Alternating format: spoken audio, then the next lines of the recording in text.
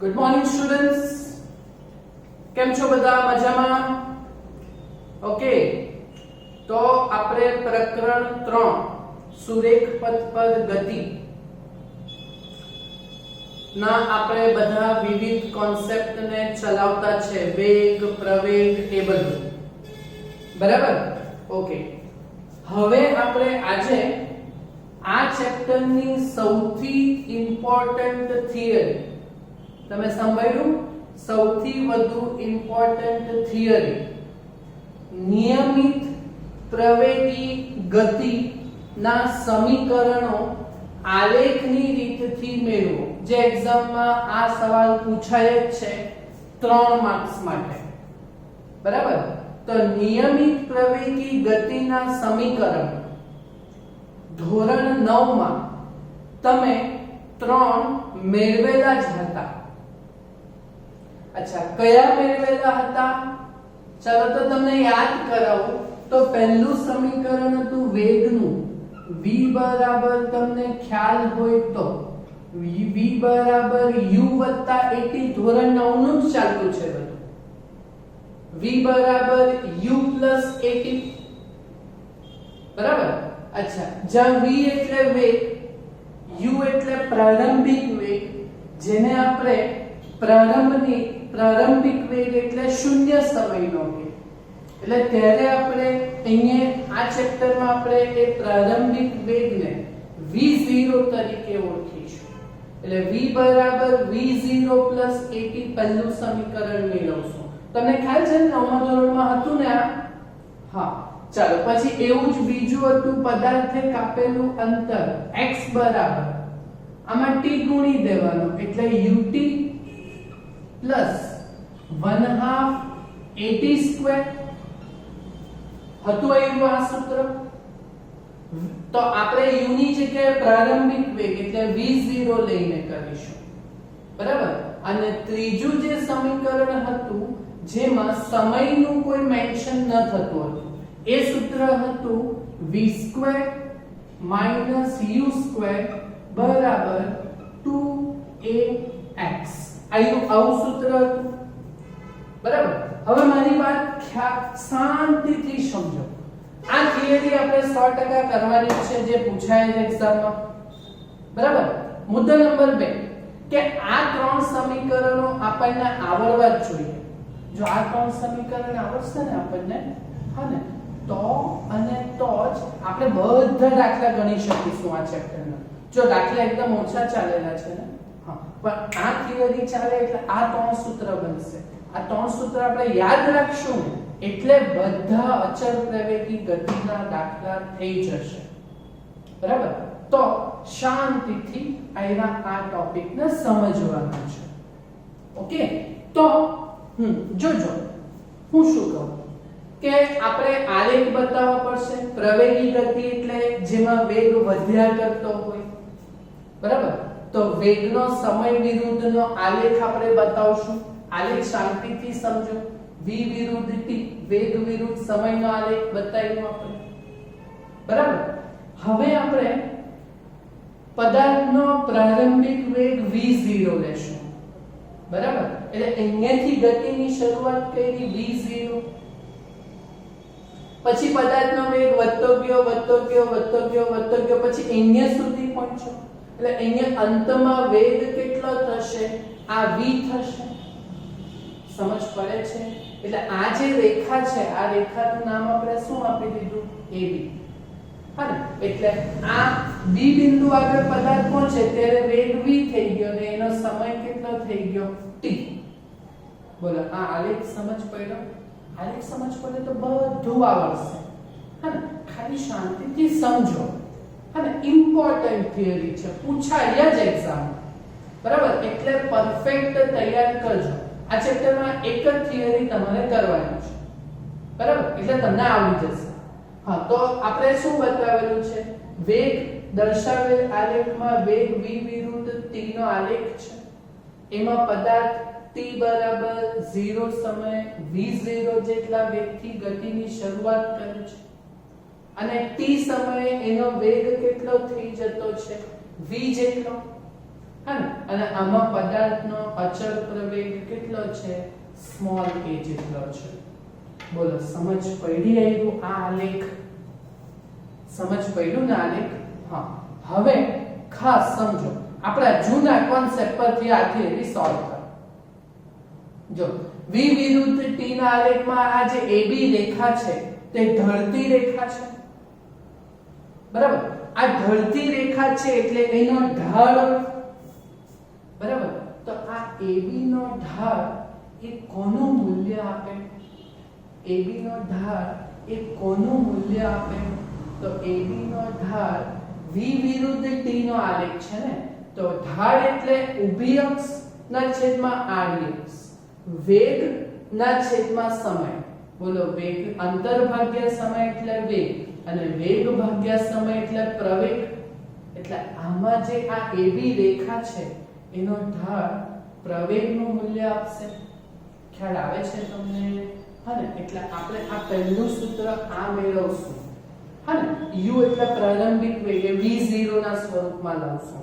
ચાલો તો પહેલા આપણે શું કરશું? પહેલા આપણે પ્રવેગ શોધીશું, એટલે સરેરાશ પ્રવેગ a બરાબર, બોલો સરેરાશ પ્રવેગ અહીંયા a બરાબર આવી રીતે બતાવીએ સરેરાશ પ્રવેગ. હા, એટલે આ રેખાનો ઢાળ, હા ને, એટલે AB નો ઢાળ, બરાબર. ચાલો, ઢાળ એટલે ઊભી અક્ષ ના છેદમાં આડી અક્ષ. અચ્છા, ઊભી અક્ષ એટલે આ AB ની ઊભી અક્ષ એટલે આટલી છે. આટલી એટલે કેટલી છે? આટલી છે. આનું માપ કેટલું છે? તો વધારેમાંથી ઓછું બાદ કરવાનું ને. અહીંયા 10 હોય, અહીંયા 5 હોય, તો 10 ઓછા 5 5 આવે આ મૂલ્ય. અહીંયા 3 હોય, અહીંયા 7 હોય, તો અહીંયા 7 ઓછા 3 4 આવે આ મૂલ્ય. એટલે આટલું જે માપ છે તે ઢાળ એ આટલું આવશે. એટલે v માંથી v0 બાદ થાય એટલે ઊભું મૂલ્ય આટલું આવશે. તમને ખ્યાલ આવ્યો? હા, એટલે AB નો ઢાળ ઉપર ઊભી અક્ષ v v0 ના છેદમાં આડી અક્ષ એટલે આટલી, આટલું માપ કેટલું છે? સ્મોલ t જેટલું છે. એટલે આનું આ આવશે t, અને આ પ્રવેગ a. બોલો સમજ પડી? આવ્યું? સમજ પડી કે નહીં આવ્યું? એ તો જો આ પ્રવેગની જ વ્યાખ્યાનો ઉપયોગ કરેલો છે. પ્રવેગ એટલે વેગમાં થતો ફેરફાર, બરાબર. વેગ, અંતિમ વેગ v માઈનસ ફેરફાર એટલે અંતિમ વેગ માઈનસ પ્રારંભિક વેગ. અંતિમ વેગ v માઈનસ પ્રારંભિક વેગ v0, અને ભાગ્યા સમયગાળો, તો એ અહીંયા t જેટલો છે. બોલો એ જ પ્રવેગની વ્યાખ્યાનો જ ઉપયોગ થયો કે નહીં? હા ને. ચાલો, તો આપણે તો વેગનું સૂત્ર બનાવવાનું છે, સમીકરણ 1.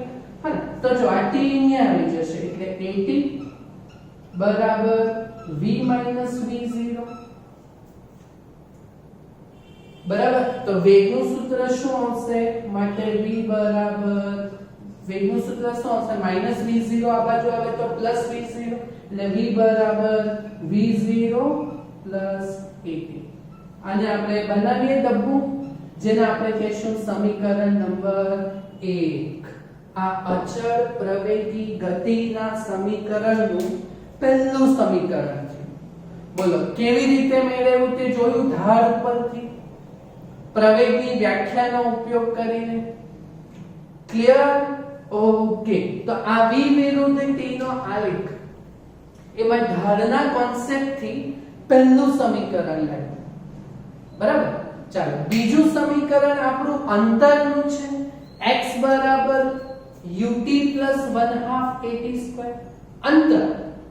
બોલો, આપણો કોન્સેપ્ટ નંબર 2. આપણે v વિરુદ્ધ t નો આલેખ હોય ને આપણે જો અંતર શોધવાનું હોય તો ઘેરાયેલા ક્ષેત્રફળથી થશે. હા ને, તો જો આમાં ઘેરાયેલું ક્ષેત્રફળ એટલે આનો આ આલેખ છે v વિરુદ્ધ t નો, તો આની નીચે ઘેરાયેલો ભાગ એ ત્રિકોણ અને આ લંબચોરસ બંને આવવાના. સમજ પડે છે ને? એટલે બીજું સૂત્ર આપણું અંતરનું છે, તે અંતરના કોન્સેપ્ટ થી આપણે સોલ્વ કરીશું. હા ને, તો બોલો બીજો ટોપિક આપણે કેવી રીતે સોલ્વ કરીએ? સમીકરણ નંબર બે આપણે લાવવાનું છે ને અંતરનું લાવવાનું છે ને હા એટલે અહીંયા આપણે પદાર્થે કાપેલ અંતર x એટલે પદાર્થે કાપેલું અંતર x કેવી રીતે શોધાય? v વિરુદ્ધ t નો આલેખ હોય તો v વિરુદ્ધ t ના આલેખ વડે ઘેરાયેલ ક્ષેત્રફળ. બોલો આ કોન્સેપ્ટ પણ આપણે ચાલેલો છે.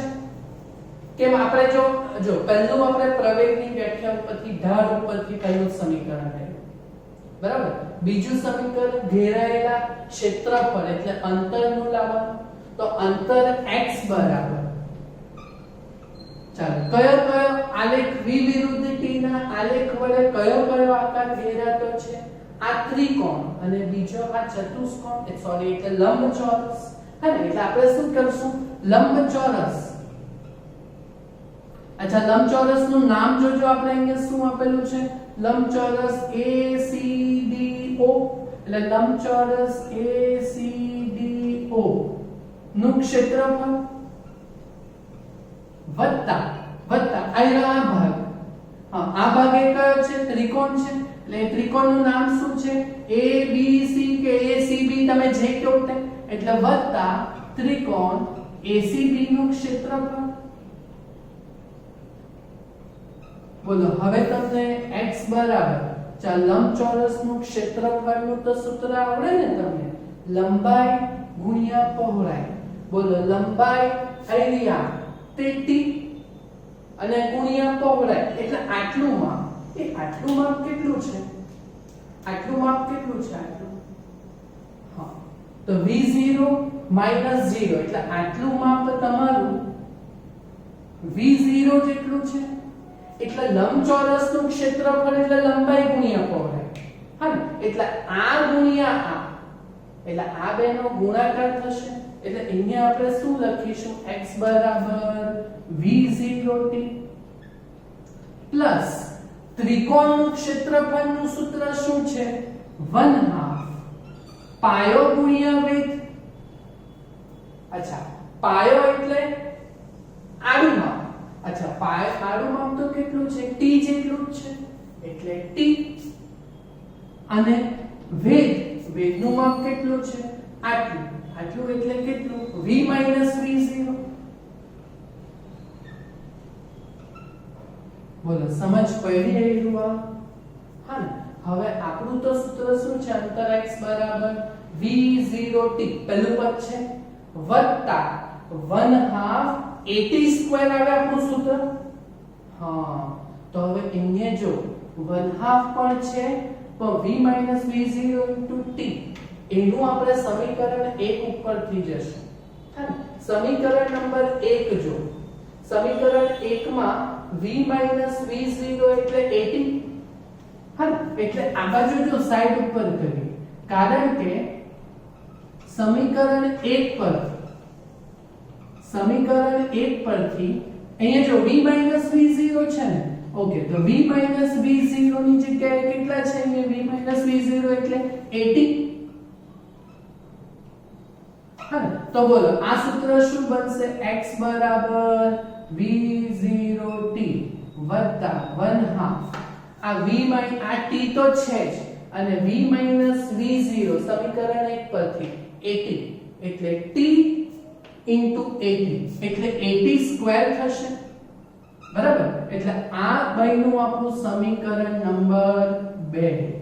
બોલો સમજ પડી? આ ઘેરાયેલ ક્ષેત્રફળથી કાપેલું અંતર શોધ્યું. સમજ પડી આવ્યું? અને ત્રીજો પોઈન્ટ. અચ્છા ત્રીજું જે છે હા તે આપણું કયું સૂત્ર છે? તો પેલું સમય વગર વાળું અને વર્ગ વાળું છે. v² v0² બરાબર 2ax આવું છે કે નહીં સૂત્ર?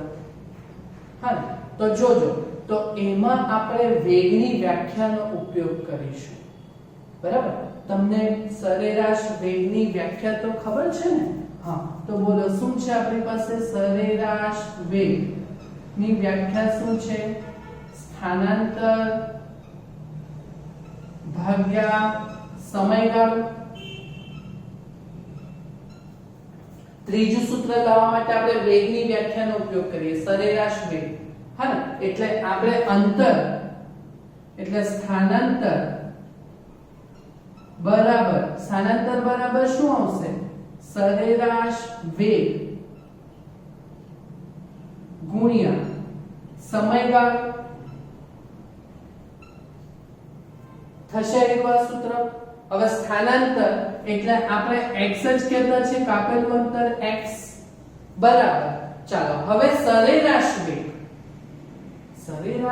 માટે આપણે શું કરીશું અચ્છા આપણી પાસે બે વેગ છે એક v છે અંતિમ વેગ અને પ્રારંભિક વેગ કેટલો છે v0 બોલો સરેરાશ વેગ એટલે જો તમારા ધારો કે એક સબ્જેક્ટમાં 15 માંથી 12 માર્ક્સ આવે બીજામાં 15 માંથી 14 માર્ક્સ આવે તો તમારે સરેરાશ કાઢવાનું હોય તો શું કરો સરેરાશ એટલે મધ્યક લેવાનો ને તો તમે શું કરો 12 14 બે અવલોકનોનો સરવાળો અને ભાગ્યા અવલોકનોની સંખ્યા એટલે ભાગ્યા 2 આવું 3 જણાનું હતું તો ભાગ્યા 3 કરતે સરવાળો કરે સમજ પડી એરિયા વાત હા હા તો અહીંયા આપણે સરેરાશ વેગ આપણી પાસે અહીં કેટલા વેગ છે બે એક v0 પ્રારંભિક અને પછી વેગ v એટલે આપણે સરેરાશ લેવાનું હોય તો આપણે શું લેશું v v0 ભાગ્યા 2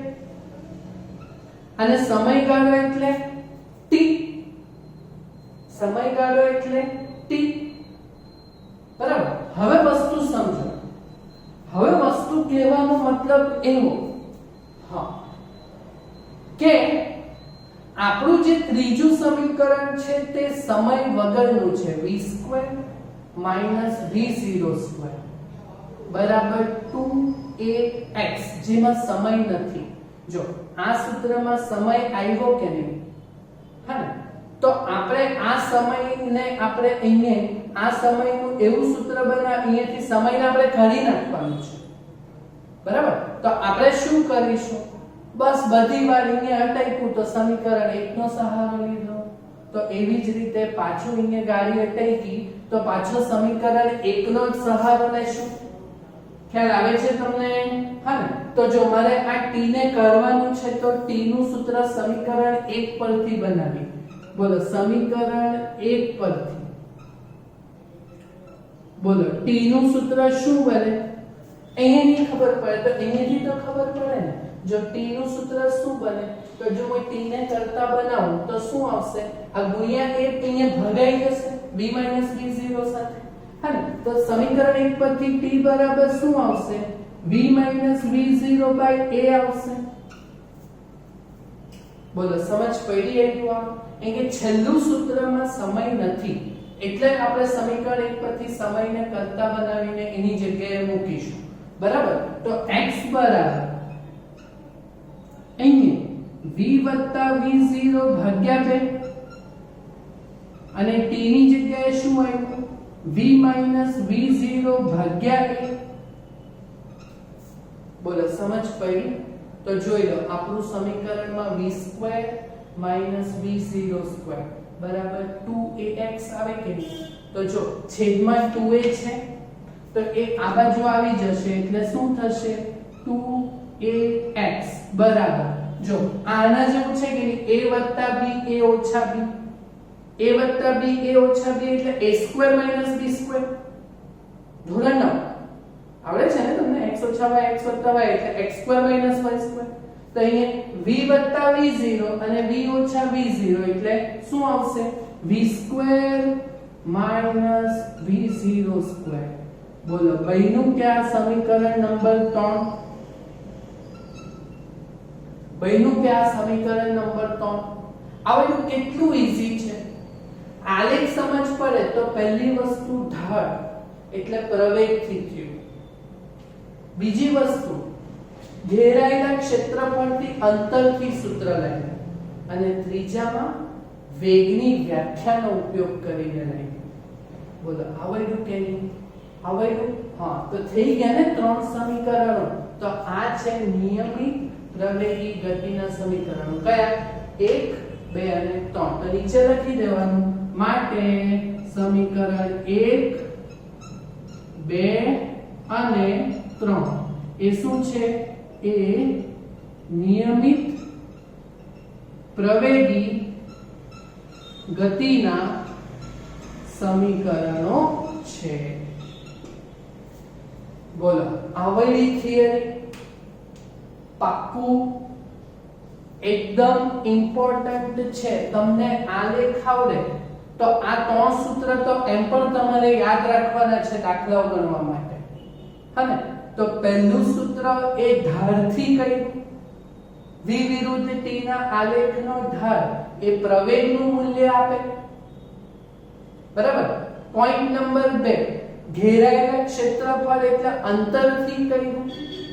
જેમાં સમીકરણ 1 નો સહારો લીધો અને સમીકરણ નંબર 3 એ સરેરાશ વેગ એટલે અંતર ભાગ્યા સમય એના ઉપરથી અંતરને કરતા બનાવીને કર્યું. અને આ વસ્તુ સમજ પડી કે સરેરાશ વેગ એટલે બે વેગોનો મધ્યક લીધો, v અને v0 નો મધ્યક એટલે v v0 ભાગ્યા 2. The very most important theory આ ચેપ્ટરની, હને, જે પૂછાય છે વારંવાર. આવડશે? પાક્કું? હને? તો 3 વાર જોજો, 3 વાર સમજો. જેટલી વાર નહીં સમજ પડે એટલી વાર જો. બટ તમે જ્યારે પણ આ વસ્તુ નોટમાં કરો, હને, તો એ પરફેક્ટલી આવડી જાય પછી કામ કરજો. ઓકે? તો હવે પછી તો આપણા બધા દાખલા છે આ પ્રવેગી ગતિના સમીકરણો પરથી. ક્લિયર? આવડશે? ઓકે, તો નોટમાં આ કમ્પ્લીટ કરજો. હને? નોટ પરફેક્ટ બનાવતા જજો. ઓકે.